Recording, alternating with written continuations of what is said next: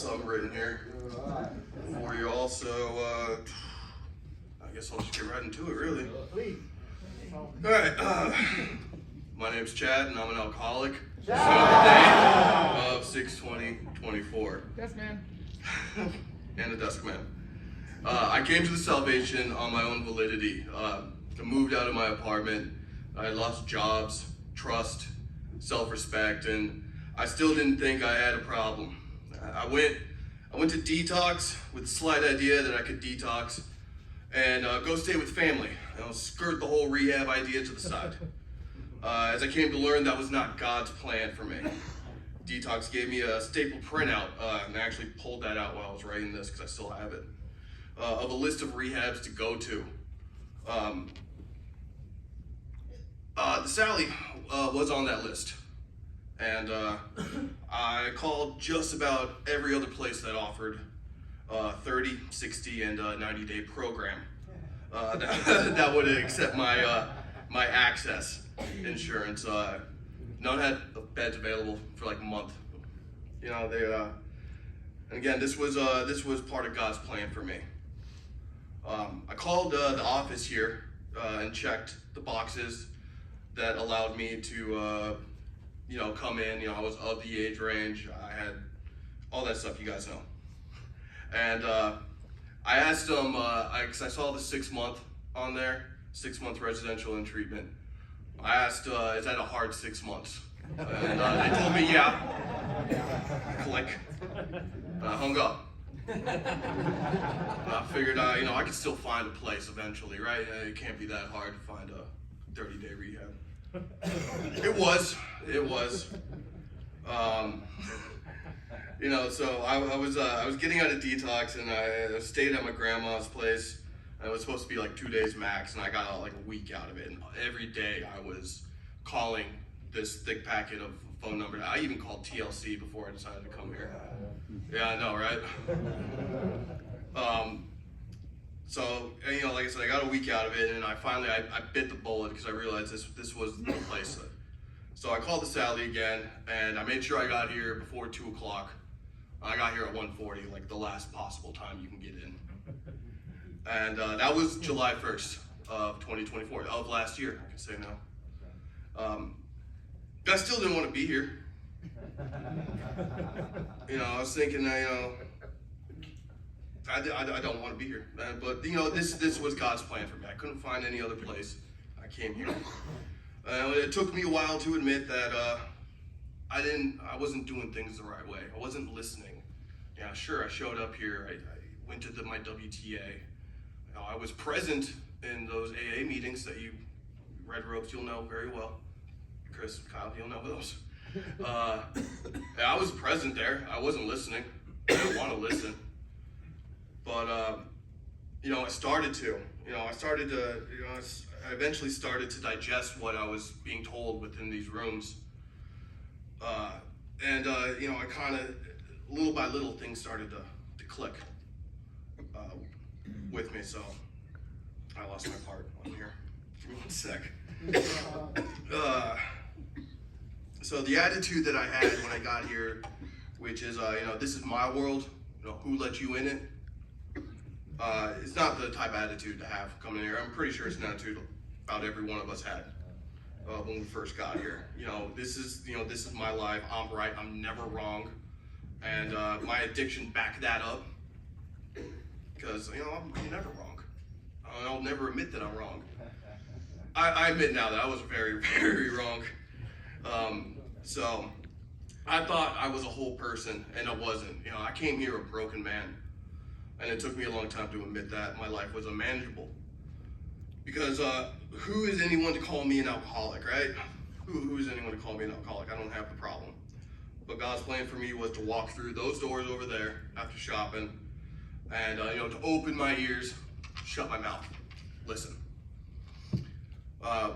Once I started listening and surrendering, I could see what road that my higher power, God, wanted me to follow, which was crazy to me because I was essentially a non-believer before I got here.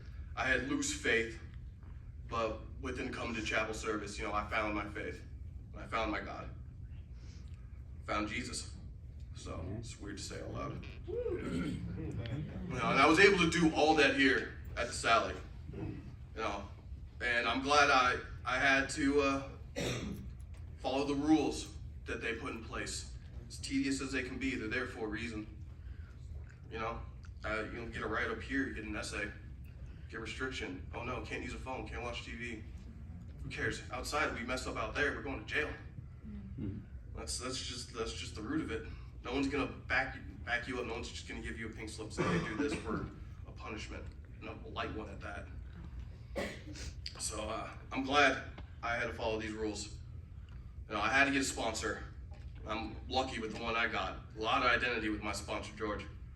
I had to get, like I said, get the sponsor, and I had to work the steps because it's required of us. And I've worked the steps before while trying to get sober by myself. And well, clearly that didn't work because I'm here standing in front of y'all. So this was my first time ever working the steps earnestly, honestly. And I can say it's probably, well, it's one of the hardest things I've ever done, and probably the best thing I've ever done. You really search your soul when you do that. Jesus. Yeah, he is, right? This place taught me so much. My sponsor taught me a lot. To live life sober, which I hadn't done since I was 15 years old. And still enjoy the world as it is, not how I want to make it. I didn't know I could do that anymore. And as I graduate this program and go out and find work, I know I'll have capable tools to stay sober, outside of my safety bubble that is here. I'll be able to, face life as it is, not the way I want to make it. The way I want to make it, I get drunk. But, those things that I want in life, that will come, that comes in God's time, not my time, and I'm fine with that now. It's not just the way I want it. I'm okay with that. I can live happily and get back to my life, my new life, and actually start living for the first time. I want to thank my mom. Dang. I want to thank my mom for her never-ending support and love. Thank you, Mom, for driving me here and dropping me off and staying for a bit to make sure they let me in. Thank you, Aunt Jamie, for coming. I appreciate you. To my fiance, Alex, I love you to death, more than anything. Thank you for dealing with all my stubbornness. You know what I'm thanking you for.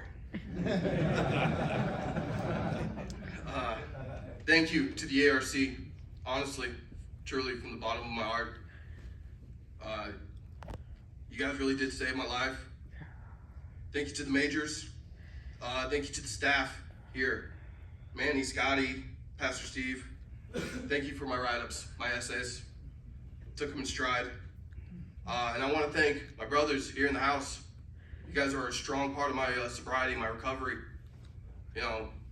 I support each and every one of you on your journey. You guys have supported me. Thank you to all y'all. I appreciate you guys. We love you, Sean. That's right. Little shout out to my OG room 214. You guys are great. And my new room 221 breeds nothing but men of the week. And